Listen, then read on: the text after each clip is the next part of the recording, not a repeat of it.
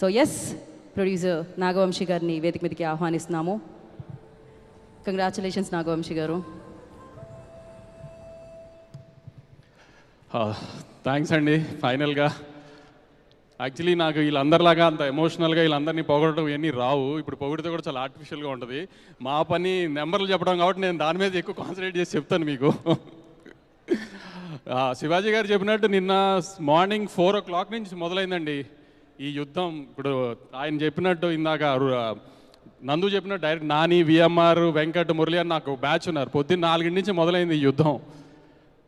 ప్రొద్దుటూరులో 2 షోస్ వేసాము 5 o'clockకి, గుంటూరులో ఒక షో వేసాము, అనంతపూర్లో ఒకటి వేసాము, కడపలో ఒకటి వేసాము, వైజాగ్లో 7:30కో 6:30కో స్టార్ట్ చేసాం.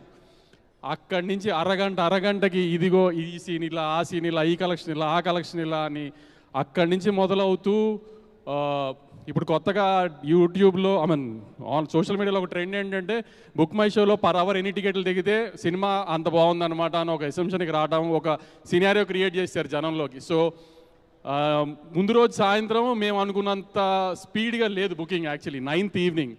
So 3K 4K per hour ఉండింది. సో ఆ స్ట్రెస్ ఉంటా ఉండింది బాగా, ఏంటి అని kind of. So morning US నుంచి యూఎస్ ఆడియన్స్ కానీ రాయలసీమ ఆడియన్స్ కానీ చాలా బాగా రిపోర్ట్ ఇచ్చారు. యాక్చువల్లీ యూఎస్లో ఇంత మాస్ సినిమా ఫస్ట్ పడుతుంది, ఎలా రియాక్ట్ అవుతారో ఏంటో అనుకున్నాను. కానీ యాక్చువల్లీ నేను ఎక్స్పెక్ట్ చేసిన దానికంటే ఇంకా బెటర్గా రియాక్ట్ అయ్యారు యూఎస్ ఆడియన్స్. దానికి యాక్చువల్లీ వి వెరీ గ్రేట్ఫుల్. ఎందుకంటే అక్కడి నుంచి ఫస్ట్ స్టార్ట్ అయింది సినారియో. దాని తర్వాత రాయలసీమలో అయ్యేటప్పటికి మాత్రం హిట్ స్టేటస్ మాకు అర్థమైపోయింది ఫస్ట్. అక్కడి నుంచి గంటకి బుక్ మై షో చెక్ చేయడం, ఎంత రీచ్ ఎంత పెరుగుతుందని చెక్ చేసుకుంటాం. ముందున్న హిట్ సినిమాలు 1 గంటకి ఎంత ఉన్నాయి, సాయంత్రం 6ంటికి ఎంత ఉన్నాయి. ఆ యుద్ధం జరుగుతూనే ఉండింది. నిన్న సాయంత్రం ఫస్ట్ షోకి తిరుపతిలో మొత్తం తిరుపతి టౌన్లో 9 థియేటర్లు ఉంటాయి. అలాంటిది 6 థియేటర్లు వేస్తే ఫుల్ అయింది సాయంత్రం ఫస్ట్ షోకి. సెకండ్ షోకి 9 థియేటర్లు వేద్దామంటే కుదరలేదు, 2 సినిమాలు ఆల్రెడీ ఆడుతూ ఉండడం వల్ల. సో 7 థియేటర్లు వేయగలిగాం.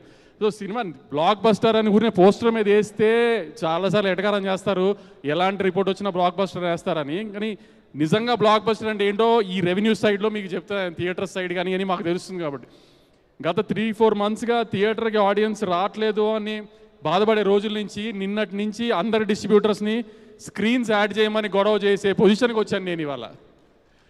అది సంక్రాంతి టైంలో జనరల్గా ఫైట్ చేస్తాము, స్క్రీన్ యాడ్ చేయండి ఎందుకంటే ఎక్కువ సినిమాలు ఉంటాయని. ఇప్పుడు సోలో రిలీజ్ వచ్చినా కూడా స్క్రీన్స్ యాడ్ చేయమని అడిగే పొజిషన్కి వచ్చాను నేను. నేనేదో సరదాగా స్క్రీన్స్ యాడ్ చేస్తున్నామని ఊనే పోస్టర్లు వేయడానికి చెప్పను, మీకు తెలుసు కదా బాగా.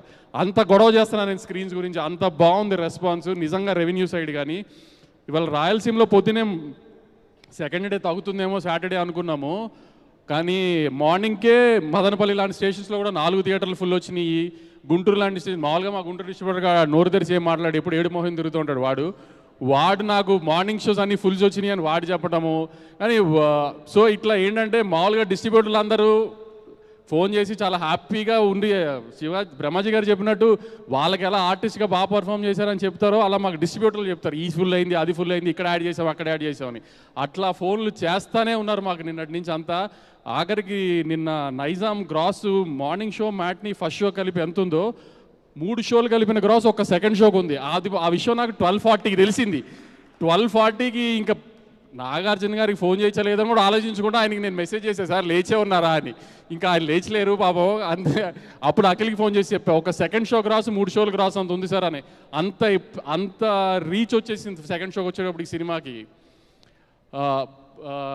ఒక ఎల్విఆర్ అని ఒక డిస్ట్రిబ్యూటర్ ఉంటాడు, అతని దగ్గర నుంచే ఉత్సాహంగా గొంతులో రాలేదు నాకు. అతనికి RRR ఇచ్చినా బాహుబలి ఇచ్చినా అతని గొంతులోంచి ఏం రాదు కాబట్టి అతను కూడా హ్యాపీగా చెప్తాడు అనుకున్నా. అతను ఒక్కడే చెప్పలేదు నాకు, మిగతా అందరూ చాలా మంచి రెస్పాన్స్ ఇచ్చారు. ఆడియన్స్గా కూడా మీకు చాలా థ్యాంక్స్ అండి. నేను ఎక్స్పెక్ట్ చేసిన దానికంటే పెద్ద టర్న్అవుట్ వచ్చింది నిన్న కానీ ఇవాళ కానీ. ఇందాక శివాజీ గారు చెప్పారు అఖిల్ థ్యాంక్ యూ చెప్పిన విధానం బాగా నచ్చిందని. సార్ దాంట్లో అఖిల్ థ్యాంక్ యూ చెప్పడం కంటే అఖినేని నాగార్జున గారు కంట్లో నీళ్ళు పెట్టుకున్నారు, కొడుకుకి అంత పెద్ద హిట్ వచ్చిందని. ఇంతకంటే ఒక సినిమా పెద్ద హిట్ అయిందని వ్యాలిడేషన్ మీకు అక్కర్లేదండి. ఇన్ని సంవత్సరాల్లో నాగార్జున గారిని నేనైతే ఎప్పుడు అలా చూడలా. నేను మొన్న ప్రీ రిలీజ్ ఈవెంట్లో కూడా చెప్పా నాగార్జున గారి గురించి తవరు చెప్తానని. అంటే షూటింగ్ జరుగుతున్నంతసేపు ప్రొడ్యూసర్గా నాగార్జున గారు ఆమె పెద్ద రోల్ ఏమి ఉండదు, సీన్లు అప్పుడప్పుడు అడగడం తప్పితే. సినిమా యావిడికి వచ్చిన తర్వాత మా ఎడిటర్ కొంచెం సైకో, మామూలుగా అయితే అన్నపూర్ణలో పెట్టుకోమంటారు ఎడిటింగ్, ఎందుకంటే అన్నపూర్ణ సినిమా సితారా ఉన్నా ఎందుకంటే సార్కి కంఫర్ట్ అని. కానీ వీడికి ఏంటంటే వీడి కూర్చునే కుర్చీ, వీడికి టీ ఇచ్చే బాయ్, ఇవన్నీ వీడి కంఫర్ట్ జోన్స్ ఉండాలి. సో వాడు కొంచెం నేను సితారాలోనే ఎడిట్ చేస్తా అన్నాడు. ఆయన స్టేజ్ ఎక్కి ఆయన లేదు వంశీ ఆ అన్నపూర్ణలో పెట్టు అంటే అందరం నోరు మూసుకుని పెట్టాల్సిందే అక్కడ. కానీ రిలీజ్కి 15-20 డేస్ ముందు నుంచి ఆయన ప్రతిరోజు సితారా ఆవిట్లోనే కూర్చునేవారు. ఆయన ఈయన ఒక డౌట్ అడగటం, వాడైనా చెప్పటం, వాడేదైనా డౌట్ అడిగితే ఈయన ఆలోచించుకురావడం, సరే ఒక గంట ఇంటికి వెళ్ళి వస్తానని చెప్పటం. అసలు మీరు నమ్మరు, ఆ 1 month 15-20 డేస్ నాకంటే ఎక్కువ వెళ్ళారు ఆయన సితారా ఆఫీస్కి. ఆయన ఈ సినిమాకి పడిన కష్టం అలాంటిది. ఒకటే మీకు చెప్పిన సింపుల్ మాట, అన్నపూర్ణలో ఎడిట్ పెట్టండి అంటే అయిపోయేది. కానీ ఆయన అలా ఎవరిని డిస్టర్బ్ చేయాలనుకోలేదు, ఎవరి వర్క్ ఫ్లోలో వాళ్ళ స్టైల్లోనే పని చేయనిచ్చారు. దాని ప్రకారమే తమన్ విషయంలో కూడా తమన్ ఎప్పుడు రమ్మంటే అప్పుడు వెళ్ళి స్కోర్ చెక్ చేశారు, అన్నీ చూశారు. చిన్న చిన్న చేంజెస్ ఉన్నా కానీ తమన్ స్టూడియోకి వెళ్ళే చూస్తారు అన్నీ. ఏదైనా ఎక్కడ ముందు సినిమాలు అన్ని టెక్నీషియన్స్ ఎలా పనిచేశారో అలానే పని చేయనిచ్చారు. ఈ డిస్ట్రిబ్యూషన్ దగ్గరికి వచ్చేటప్పటికి, థియేటర్స్ రిలీజ్ దగ్గరికి వచ్చేటప్పటికి కూడా ఇది ఎవరికి ఇవ్వాలి, అది ఎవరికి ఇవ్వాలి ఏంటి ఏ డిస్కషన్ లేదు. నేను నా సినిమాలు ఎలా చేసుకుంటున్నానో అలానే చేయనిచ్చారు ఆయన అన్నీ. దేంట్లోనూ ఎక్కడ ఏది అక్కడే మీకు ఎంత పెద్ద మనిషో మీకు తెలుస్తుంది. ఇప్పుడు అలాంటి కొంతమంది మనుషులు అంత పెద్దవాళ్ళు ఎందుకు అవుతారో ఇట్లాంటి విషయాల్లో తెలుస్తుంది. ఎక్కడ ఎవరి డిస్కంఫర్ట్ని ఆయన స్పాయిల్ చేయలేదు అసలు. అంత బాగా ట్రేడ్ రిసీవ్ చేసుకుంటానికి వాళ్ళ సినిమాని ఇంతమంది వెనకాల కష్టపడ్డారు. మురళి ఇప్పుడు కొంచెం నన్ను చెప్పు సినిమాకి నేనే డైరెక్టర్నని. అందరూ నాకు ఫోన్ చేశారు, కొంచెం నందుని డైరెక్టర్ అని చెప్పండి సార్. నేను చెప్పడం ఏంటి, అతను చెప్పుకోవాలి కదా అతనే డైరెక్టర్ అని. నేను చెప్పేది ఉంది ఇంకా. ఇన్స్టాగ్రామ్ ఓపెన్ చేస్తే సార్ అఖిల్ హిట్ కొట్టేశాడు. నేను ఆమె 2-3 రోజులు నిద్ర పట్టదు, ఎలాగో రిలీజ్ 2 రోజులు నిద్ర పట్టదు. నిన్నేమో కొంచెం కలెక్షన్ వింటుంటే నిద్ర పట్టదు. అసలు ఇన్స్టాగ్రామ్ ఊనే వెళ్ళకుండా కూర్చుంటే అసలు ప్రతి రీలు అదే వస్తుంది, ప్రతి రీలు. సార్ నిజంగా జెన్యున్గా ఆడియన్స్ ఎక్కువ కోరుకున్నారు సార్ ఈ సినిమా ఆడాలని. అది లేకపోతే మనం కొంచెం పిఆర్ చేయించుతాము, రీల్స్ చేయించుతాం, అన్నీ చేయించుతాం, కానీ ఆ స్థాయిలో మనం చేయించలేము. వాళ్ళు చేసే మీమ్స్ కొన్ని మనం చేయించలేమండి అవన్నీ. అసలు ఎన్ని రీల్స్ చూశానంటే నిన్నటి నుంచి ఇవాళ దాకా అఖిల్ హిట్ కొట్టేశాడు అన్నది అంత జెన్యున్గా ఎవ్రీబడి వాంటెడ్ ఇట్. మీరు అన్నట్టు ఇంకా చాలా ఈవెంట్స్ ఉంటాయి, ఎందుకంటే ఎంతో ఎక్కువ రెవెన్యూ చేయాలని కోరుకుంటున్నాము. సో మళ్ళీ క్లియర్గా ఇంకా బెటర్ నెంబర్స్తో చెప్తాను మీకు.